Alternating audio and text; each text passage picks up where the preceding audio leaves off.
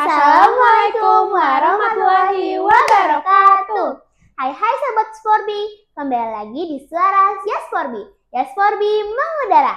Tempat cerita, suara, dan sikap dari siswa SMP Sporbi 2. Maret adalah bulan yang cocok untuk merefleksikan nilai sosial di sekitar kita tentang empati, toleransi, dan keberanian berpikir kritis.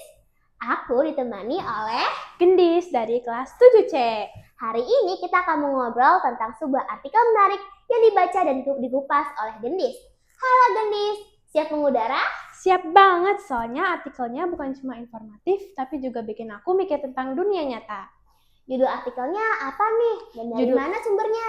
Judulnya Anak Muda dan Aksi Nyata untuk Lingkungan, dari Kompas Edukasi. Artikel ini membahas gerakan remaja yang ikut membersihkan sungai dan mengedukasi warga tentang sampah.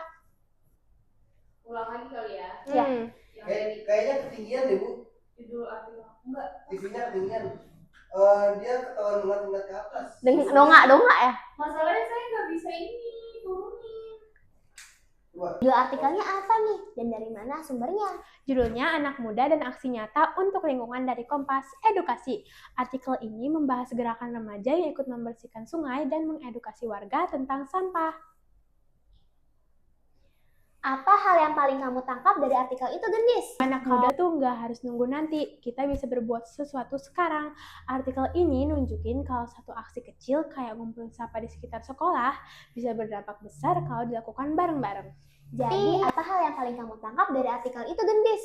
Kalau anak muda tuh nggak harus nunggu nanti, kita bisa berbuat sesuatu sekarang. Artikel ini nunjukin kalau satu aksi kecil kayak ngumpulin sampah di sekitar sekolah bisa berdampak besar kalau dilakukan bareng-bareng. Jadi, artikel itu nggak cuma informatif, tapi juga provokatif, mendorong kita buat bergerak. Betul, bahkan ada kutipan di artikel yang bilang aksi lokal adalah langkah global. Aku suka banget itu. Menurut kamu, kenapa penting banget buat siswa SMP kayak kita harus tahu isu soal sosial dari artikel semacam ini?